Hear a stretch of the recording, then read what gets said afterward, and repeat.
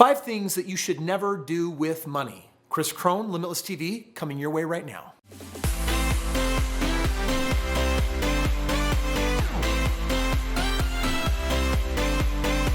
No intention of being blasphemous, but there were 10 commandments. And if you've ever broken them down, there are 5 thou shouts and 5 thou shalt nots. In this video, I'm going to talk about the thou shalt nots that you do with your money. There are 5 of them, but I'm also going to temper it with 5 thou shalts with your money. Thou shalt not number 1. Things you should not do with your money include don't brag about your paycheck. Don't brag about where money's coming from. In fact, just don't brag.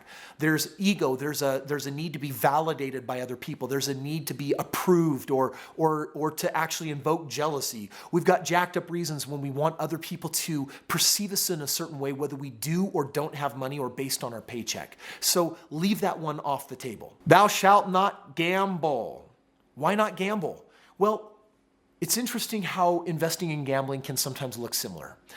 Responsible investing and irresponsible investing is the difference in this whole world of gambling. And I actually do literally mean don't gamble. Some people will take a gamble, and I'm talking about going to Vegas and dropping the money and doing that, because what you're doing is you're hoping that some skill and some luck will get you where you want to go. Guys, the house wins. And maybe you're beating the odds, but I'm going to tell you right now that I like my odds the way they stand with my rules of investing, with my thou shouts, because the house doesn't win. I win.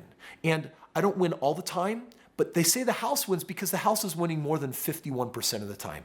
And if your own life, if you're winning more than 51% of the time, then you may end up being a really good bet. Bet on you. Don't bet on gambling. When you get some money, everybody suddenly wants to be your friend. They want to help you spend the money. And thou shalt not allow money to get in the way of your relationships with people. Don't allow money to color who you are, who they are, how you see people. Bottom line is, if having more money changes the way that you feel about people, then you may not necessarily like who you become. Ultimately, I'm the decider of what money is and what it's not, because it's just paper. It's neutral, and I'm the decider of it. Some people say money doesn't grow on trees. It's paper. Of course it grows on trees, right? And you get to decide with this neutral element what it is. Also, people don't want to see you invest that money or save that money because that's boring. And that's one of the crazy things. So thou shalt not go ahead and expose yourself to what society thinks that you should do with money. It'll tell you to put it in things like 401ks or IRAs, or that you need to buy this car, you need to upgrade your house. And yet investing, that is one of the thou shouts, because it'll actually help you get where you want to go. And the 5th one, thou shalt not increase thy lifestyle just because you have more money. In fact, let's say you had the ability to double your income. Here would be my challenge to you. Take all of that doubling of income and roll it, snowball it into your future investments so that it can gain momentum and get to a point where you've done it so many times in delayed gratification, so many times that you have this really great pile that you can play with. Do temper that in your lifestyle, what allows you to be present and what does allow you to live now without money defining you. Let's talk about the thou shalts. Thou shalt learn how to budget your money. Yeah, I get it. It's not sexy. People don't enjoy doing it. For heaven's sakes, make it fun. Make it exciting. Find a way.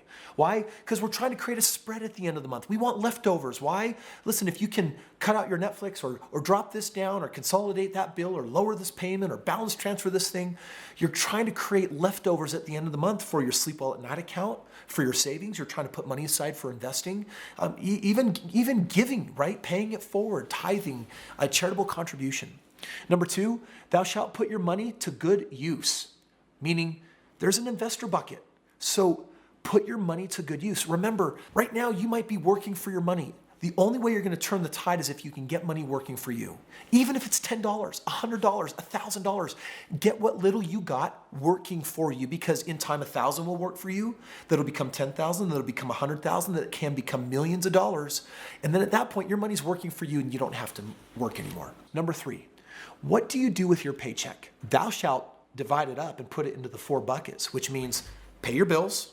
It's important to save money for your rainy day. It's important to put money into your investors bucket. And then it's also important to take money and set it aside for that 4th thing. Charity. Thanks. How much do I do of each of those? I set 10% aside for my charity. I would put no less than 10% aside for your investings and for your savings. 10, 10, 10, that's 30%. So you got to learn to live wisely within your means. Here's the fourth thou shalt. Look at what some really successful people have done, and I'll replicate that.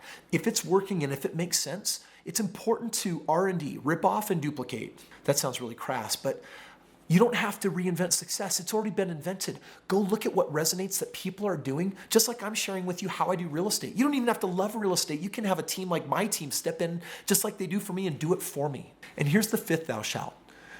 Look at the numbers. It's time to look at the numbers. You may not have a strong suit for statistics or for math, so I'm going to invite you to take that and turn it into a strength, or add a friend or someone to your team that does have a knack for numbers so that you can understand them. The devil is in those details. And if you don't know how to read numbers and crunch numbers and look at percentages, then you're not going to catch obvious errors that should promote natural questions. Just about every deal I look at, there's a number that doesn't make sense. And I'll look at that and I'll ask, I'll know to ask, well, why is this, if this is such a successful business, why does it only have a 10% growth rate? That's a great question. How could I have known that unless I could interpret the numbers? So it's time to take a look at the numbers. Those are the 5 thou shouts that I recommend you take a deep look at when it comes to learning how to maneuver successfully through money. Oh, I forgot one. Thou shalt subscribe. Like, you've done this, right? If not, correct it, as in like right now, like do that thing, click that button, and even click the heart-shaped bell. You know why? It'll notify you every time I have a new video come out so that I can keep you pumped up with some really awesome information to give you your fastest track to success.